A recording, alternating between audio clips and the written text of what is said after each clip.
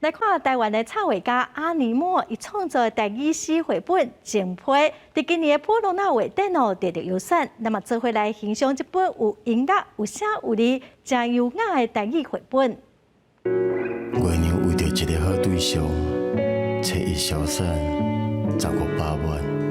美丽多话加上有感情的文字，这是台湾插画家阿尼莫的作品《情批》。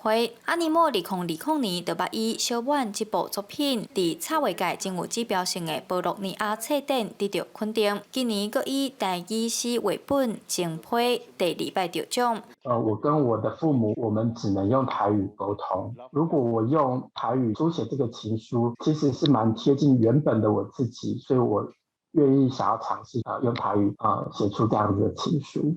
阿尼莫介意爬山参阅图，伊讲爬山看到拢是树仔，阅图是咧看册，所以伊就将这2项物件正做创作的灵感。